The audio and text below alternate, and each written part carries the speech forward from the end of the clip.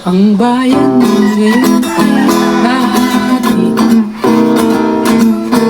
ay pula, may dilaw at kulay ng mayroong nagtaksil at tumanim. Ang iba'y sa bayan ali, kami po ngayon ang nagdurusa.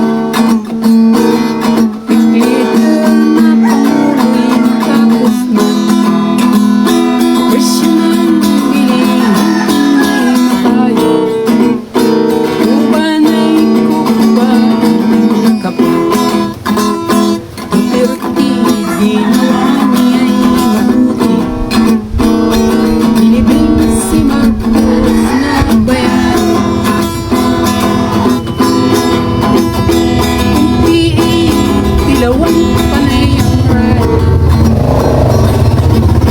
gusto pang ikikumpayin ang lamig. Kami po ngayon ang nagdurusa, leader na panguloy tapos na presyo ng bilihin kayo. Ubanay kukuha utang na loob ay alintana, pagtraidor ang ginanti at katimpala, sintay na dating kaibigan, impeachment ang inaatupag. Ngayon ang nagdurusa, glitter na panguwi tapos na presyo ng bilihin hindi makaya. Upang ay kukubain ka pa. Kaya ngayon tuliro ang mga tao, desisyong hindi biyak at pabago-bago.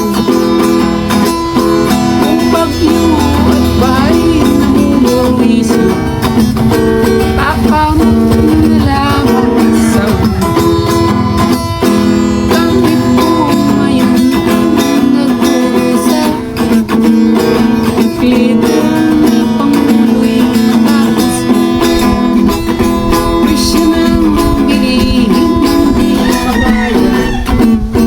Upang ay kukubain ka pa, upang ay kukubain ka pa. Magandang araw po sa inyong lahat. At saan man sulok kayo ng Pinas naroroon, ang pagpapala po sa mga ating lahat para sa araw na ito. Si mga tambay ay nagpupugay na muli na ang puhunan mga logic ng buhay. Okay, thank you. Pag-usapan natin tong latest survey. Di ba may bago na naman at hindi natitinag si Vice President Sara Duterte.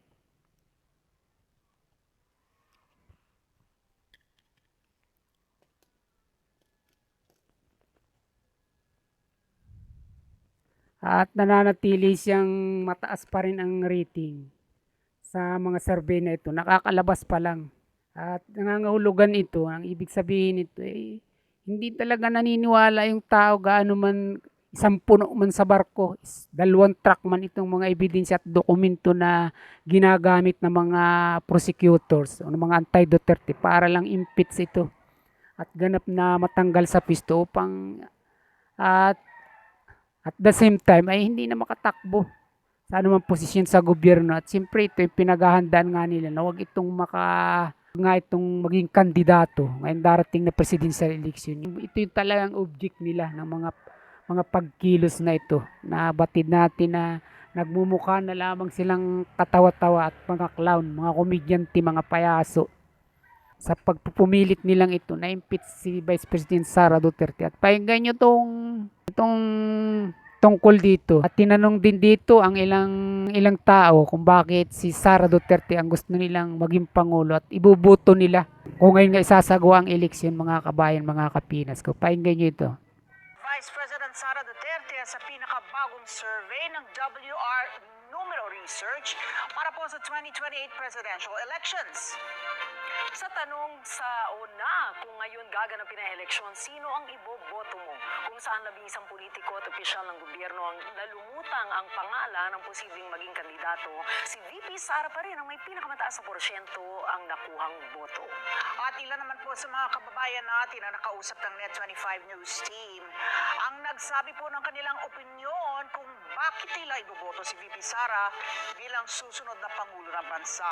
Ito, pakinggan nyo. Detalye sa live report ni Madeline Villar Moratillo. Mads. Sara Duterte pa rin nga ang nananatiling pinakamalakas na contender sa mga presidential balls sa 2028. Patuloy na nangunguna si Vice President Sara Duterte sa pangalan ng presidential balls sa 2028 elections. Sa pinakuling survey na ginawa ng WR Numero Research nitong Marso, 35.9% ng mga respondent ang nagsabi na si VP Sara ang iboboto nila sa pagka-presidente. Tinanong ng Net25 News Team ang ilan nating kababayan, bakit nga ba nila iboboto si VP Sara? Para bumalik po yung dati na may yung mga tao may kinakatakutan. Ngayon na mga tao maluwag. Kung ang magiging balakan niya ay katulad din ng kanyang tatay. Kasi yung seguridad ng mga sambayan na sa paligid, yung mga na ay mas maganda nung panahon ng Pangulong Gobyerno. Kasi simula nung naupo si tatay dito, parang nabawasan din yung mga alam niya na yung mga nagkaroon ng war on drugs. Yung kontra laban sa droga na medyo nabawasan. Wala siya ngayon, parang bumalik yung mga krimen ngayon. Diba? Madami yung mga krimen. Mga namamatay. So,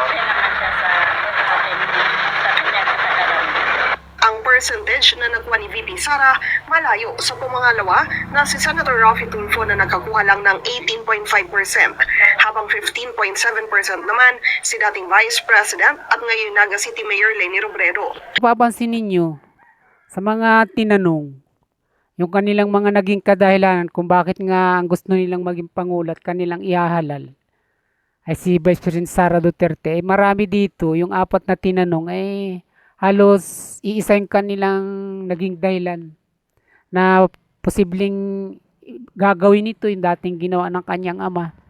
At binabanggit din dito yung peace and order nga, yung pagiging tahimik noon at kumbaga yung may mga kinatatakutan ang tao, yun yung gustong mangyari ng mga tinanong na ito.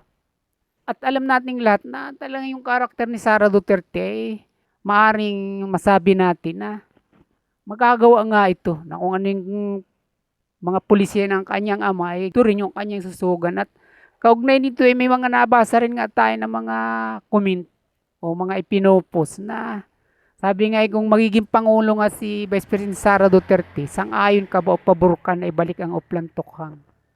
Siyempre marami talaga ang papayag dito. At isa na nga tayo rito. Pero ang sa akin lamang, personal ko lang naman itong panahon na dahil sa mga nakaraan nga, siyempre, nakakaroon din tayo rito ng mga pinagbabasihan at natututunan, hindi ba? At ito naman yung pinakamahalaga na kung ito man talaga ay ibalik at ipagpatuloy niya itong sinimulan na ito ng kanyang ama, kumbaga bawasan yung mga casualties na related sa drug war. At alam naman natin na talaga yung naging dahilan. Kaya nga ito si dating Pangulong Duterte ay pinagsumikapan ng mga kalaban na ito nga ay madala dyan sa daig at umano ay papanagutin sa isang crimes against humanity. Ito yung natutunan natin. Bagamat nung panahon nga niyang yan ay hindi maitatatwa na gustong-gusto natin yung kanyang mga pulisiya. Totoo namang nangyari. At naging positibong epekto sa taong bayan ay hindi maipagkakailan na talagang winasakit at dinurog ng mga kalaban sa politika na kung saan ang pinalutang nila yung mga bagay na talagang sisira dito. Unang-una yung naratibo nila na 30,000 umano yung napatay. Kaugnay ng drug war ni Duterte nitong nakaraang administrasyon nga. Pero ang katotohanan hindi naman talaga ganun ang nangyari. Oo nga't mayroong nasagasaan. Ang tingin nga natin dito, ang tawag natin dito is mga sagasa ng das. Pero hindi naman ganoon karami. At kumbaga, mas marami yung mga tao na nagbago o naging matino o itinuwid yung kanilang landas na talagang walang direksyon. Na nung maupo si Duterte, alam natin na talagang nagbago sila. At di ito yung sa tingin ko, dapat na dapat natutukan kung ito man na ibabalik na muli at ito yung talagang gusto ng tao. Gusto rin natin itong mangyari na mayroon nga talagang kinatatakutan yung tao na mapasunod na muli at hindi yung ganito nakikita natin na nagbabalik ng lahat, ang krimen, ang droga, na kung ano nung una na hindi pa Pangulo si Duterte, ito yung ating nasasaksihan muli ngayon. Na ang sa akin nga, ipakita rin, i-update na ito yung mga, alam mo, di ba nung mga panahon na yun ay nagpagawa ng rehabilitation si Duterte, na kung saan yung mga hulihin nga nila talagang gustong magbago, doon nila ilalagay lahat. Hindi ba, mega rehabilitation nga yung termino nila o yung itawag nila dyan ng mga panahon na yan. Kung sana nung panahon na yun ay sinabayan din ng administrasyon na hindi yung naratibo na ito na libo-libo yung pinatay at ito nga meron nga silang bilang na inilalabas pa ulit-ulit dito na 27,000, 30,000 at kaya naging grounds na nga ito para ganap na maisakatuparan nila at bigyang katwiran ito nga crimes against humanity na isinampan nila dyan sa ICC at ngayon nga ito nangyari, nandiyan na nga si dating Pangulong Duterte at ito ayaw natin, iniiwasan nating mangyari at maganap. Pero gusto natin na talagang ipagpatuloy ito dahil dito lamang tayo nakikita ng pagtino at isang tunay na disiplina na pinapakinggan at pinapaniwalaan ng tao, mga kabayan, mga kapinas ko. At dahil nga sa nangyaring yan, kung ano sana yung mga inilalabas na mga negatibo ng mga tutol dito, sinabayan din sana ng paglalalabas din ang mga positibong resulta ng drug war na ito. At ito na nga yung binabanggit natin na pag-update dun sa mga na inilagay nila sa rehabilitation center na daang libo nga ito. At ayon nga sa mga ulat o sa report ay sa magit 1 milyong sumuka ay nasa 300,000 itong naparehab nila. Kung dito sana ipinukos din, di natabunan itong mga ibinibida na alam naman natin na kasinungalingan itong 30,000 na nasawi. Pero totoo, mayroon namang nadamay at ito nga yung binanggit natin kanina. Pero hindi naman ganoon karami. Siguro ganap na natabunan ito. Mga naratibong ito na alam naman natin yung mga fake news o nililika lamang para ganap na pahinain. Itong mga pulisya ni Duterte na wala naman silibang layo kundi pahinain ito sa tao. Kung saan ito yung pinagtitiwalaan ng tao. Dito nila sinisira ang mga Duterte, mga kabayan, mga kapinas ko. Ito nga yung ating pananaw at nagiging tingin na ito yung nararapat na gawin na ipagpatuloy, ibalik pero bawasan yung mga casualties na related nga sa drug war, mga kabayan, mga kapinas ko. At sa halip, kung mayroon mang lumilitaw na ganyan sa mga mainstream media na alam naman natin na mga anti-Duterte din ang mga ito. Kaya nga't may nakikita tayo mga bias na mga pagkilos o mga hakbang nila, ay sabayan din nila ng pang-araw-araw na pag-update dun sa mga sumuko naman na alam natin na nagbagong buhay.